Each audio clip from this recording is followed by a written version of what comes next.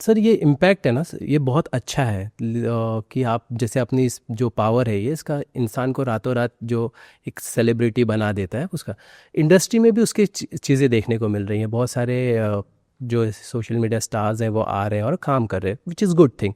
But इससे problem एक चीज़ आ रही है ना, फेस हो रही है इंडस्ट्री को, शायद आपको भी आइडिया हो कि कास्टिंग में काफ़ी इम्पैक्ट कर रहा है, क्योंकि उन्हें चूज़ किया जा रहा है रेदर देन जो एक अच्छा आर्ट होल्ड करते हैं, एक क्राफ्ट होल्ड करते हैं, उन आर्टिस्ट के तवज्जो पे जो मेकर्स हैं वो उन्हें तवज्जो दे रहे हैं ज़्यादा, जो जिनके ज़्यादा फॉलोअर्स हैं या जिनके ज़्यादा फॉलोअर्स हैं। वो ट्रेंड खत्म हो जाएगा। ये बहुत क्या होता है, देखो सभी लोग ना यहाँ ये देखते हैं कि पॉपुलर क्या है, थोड़े वक्त तक वो चलता है, लॉन्ग लास्टिंग सिर्फ टैलेंट चलता है। ये टैलेंट की इंडस्ट्री है, आप कोई भी लाइन में देख लो। और वो बदलाव के लिए और टैलेंट को भी खरा उतरने के लिए ऐसी कंपटीशन में रहना ही पड़ता है। आप कहीं पे भी देख लीजिए, वो हमेशा रहेगा कि अगर इनके कुछ ऑडियंस ज़्यादा आता है इनको देखने के लिए तो इनको साइन करो पिक्चर में, पर 2 फिल्में खत्म, टैलेंट नहीं है तो खत्म। तो best combination would be talent and followers. आपको मैं हंसी की बात बोलता हूँ, मुझे किसी ने बहुत बोला था क्योंकि मेरे फॉलोअर्स कितने हैं, अब मैं इतनी खिचड़ी कर चुका हूँ, इतने शोज कर चुका हूँ, अभी मेरे से इंटरव्यू करें, मेरे 70,000 फॉलोअर्स मुश्किल से है। तो मुझे ना बहुत बार मेरे को टीम मिलती है, अरे सर 7 मिलियन होने चाहिए आपके, मेरे को रखो मैं प्लान देता हूँ। फिर मेरे को किसी ने आके बोला था, I am on records, I am telling you, मुझे मैसेज आते हैं कि सर 1000 फॉलोअर्स के इतने रुपये, वहां से पूरा रेट कार्ड आता है, 1 मिलियन करके देंगे, ऐसा और ऐसा आपको ऑर्गेनिकली करके देंगे। तो मैं बोलता हूँ लेकिन मुझे तो पता चलेगा ना कि ये मेरे फॉलोअर्स नहीं है, राइट ये सारे पैसे से लिए, why would I do that?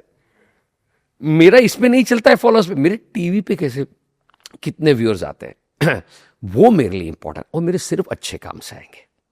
Because मेरे लिए फॉलोअर्स है इसलिए मेरा टीवी देखने आएंगे? नहीं आएंगे।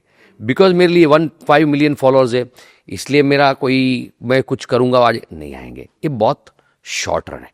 जिन कलाकारों ने वो फॉलोअर्स जेन्युइनली अपने टैलेंट की वजह से अर्न किया है, वो फैंस वहां इसलिए है, तो फिर तो आप उनको देखना अच्छा। बिकॉज कुछ आज इतना वास्ट हो गया है कि किसी को कुछ चीज़ के लिए आपको लेना है तो आपको भी लगता है कि मुझे, जैसे मैं ब्रांड की बात करूं, उनको एक पर्टिकुलर लोगों तक पहुंचना है, तो वो देखे फॉलोअर्स कि एक बंदा या बंदी मेरे ब्रांड के प्रोफाइल में बैठ रहा है और उसके इतने फॉलोअर्स, हाँ मेरा काम हो जाएगा, देन दे गो। एक्टर को कास्ट करने के लिए इसके इतने फॉलोअर्स है, तो मैं नाम भी ले सकता हूँ इनका, तो मैं बहुत रिस्पेक्ट से हर जगह नाम लेता हूँ क्योंकि वो इतने, उनकी तो हर बात विजनरी है।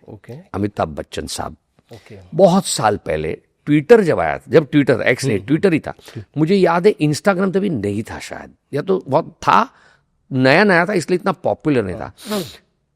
तो उन्होंने ना एक बार कहीं कहा था कि यार ये ट्विटर पे जितने मेरे फॉलोअर्स हैं ना, वो अगर पहले वीकेंड में मेरी पिक्चर देखने आ जाए ना तो मेरा पिक्चर का ओपनिंग बिजनेस 100 करोड़ का हो जाएगा। पर ये आते नहीं है, ये सिर्फ इधर आते हैं, पिक्चर देखने नहीं आते हैं। ये विजनरी, उनको समझ, और मुझे उनका बड़ा अच्छा लगता है, वो एक्सप्लोर करते हैं मस्त मजे से इंस्टा पे, वो he loves life and explores and enjoys, तो वो होता है। अब अमिताभ बच्चन के कितने फॉलोअर्स है आप उससे तय करोगे अमित जी की? अरे भाई एक मिनट, टैलेंट के वो सर्वोच्च पद पे बैठे हुए इंसान है, उसको फॉलोअर से क्या लेना देना। ऐसे बहुत सारे एग्जांपल्स भी दे सकता हूं कि इनका कैसे आप फॉलोअर से किसी की टैलेंट को जज कर सकते हो, या इसको देख रहे कोई नहीं आता है, कुछ नहीं होता है। ब्रांड प्रमोशन हो सकता है, पर वो भी देखना चाहिए कि वो कौन से प्रोफाइल में है, वो एक अलग साइंस है, और उसका ना मैं एक्सपर्ट हूं ना मेरे खुद के उतने फॉलोअर्स है कि मैं उसमें कुछ बोलूं।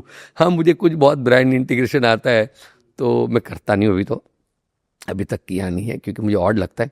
कोई बिल्डर आता है बोलता है मेरा बिल्डिंग का प्रोजेक्ट है, वहाँ पे इतना बड़ा, तो आपकी क्रेडिबिलिटी है ना नाम की, तो हमारे फॉलोअर्स को हमको नहीं देखना है how many millions have seen my content and they know me, I know कि हिंदुस्तान में खिचड़ी कितने करोड़ों लोगों ने देखी, कितने जानते हैं। बिल्कुल।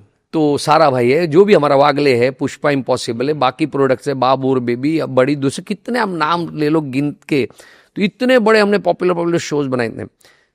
तो मुझे लगता है कि 1 मिनट यार, मैं किसी बिल्डर या किसी प्रोजेक्ट या किसी के बारे में कुछ अच्छा सा बोल दूंगा और कल को प्रोजेक्ट ठीक नहीं गया तो कितने लोगों का लाइफ टाइम का हार्ड अर्न मनी कहीं डूब जाएगा। तो मैं डर के मना कर देता हूँ, नहीं मेरे को नहीं करना है। हाँ, I am very conscious about not, मेरे को पैसे वो अच्छे ऑफर करते हैं, बहुत पैसे ऑफर करते हैं। मेरे को अभी गुटखा का ऐड आया था, बहुत अच्छा पैसा था। मेरा कुछ हेयर लुक अभी, ये तो आज बराबर ठीक नहीं है, मैंने किया है, पर बीच में मेरा लुक जो है बहुत हॉट लुक था मेरा, तो बाल ऐसे करके तो आए, बोले एक अच्छा सा ऐड का कॉन्सेप्ट सुना है मेरे को, कहीं rich and famous life style वाला आदमी। तो मेरे को लगा यार मैं कितने लोगों को मैंने, बिकॉज मेरा गिल्ट है एक, मैं कितने लोगों को और गुटखा खाने पे मजबूर कर दूंगा। I don't to do that, whatever मैं क्या करूंगा पैसे का। ये गिल्ट मेरा कहाँ से है मालूम है, मेरे को बहुत बहुत गिल्ट होता है। आपके यहाँ पे मैं बोलना चाहूँगा, ऑलमोस्ट मैं तो माफ़ी मांगना चाहूँगा।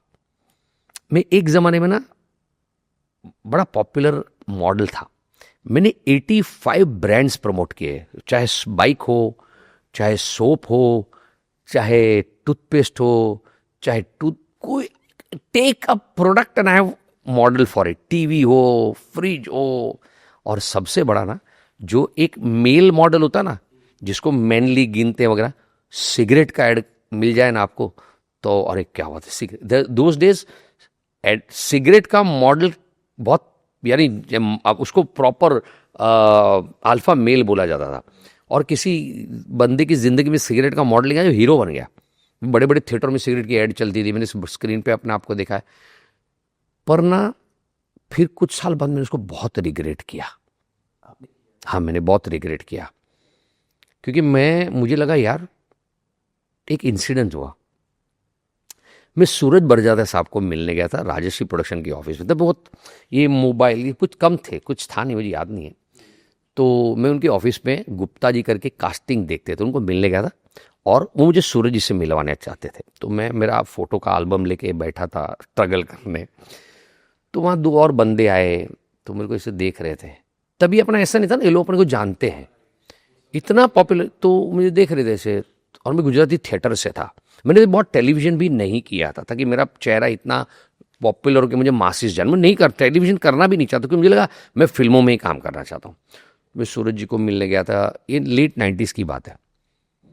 और वहाँ पे 2 बंदे बैठे थे सामने, मेरे को देख के ऐसे अंदर यंग गाइस, वेरी यंग, वो भी मिलने आए थे गुप्ता जी को कास्टिंग के लिए। फिर मैं गुप्ता जी को मिला, उन्होंने सूरज जी से मुलाकात करवाई।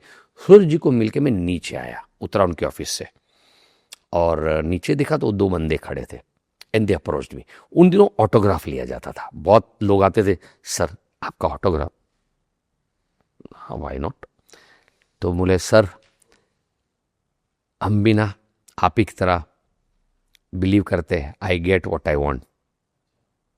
तो मैं समझ गया कि they have seen me in this cigarette ad, because इसका कैप्शन था I get what I want.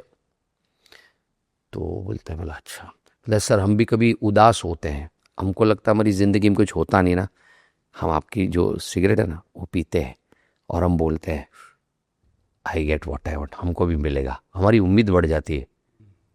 And that शुक मी कि मैंने तो ऐड किया है, वो सच नहीं है। सही बात।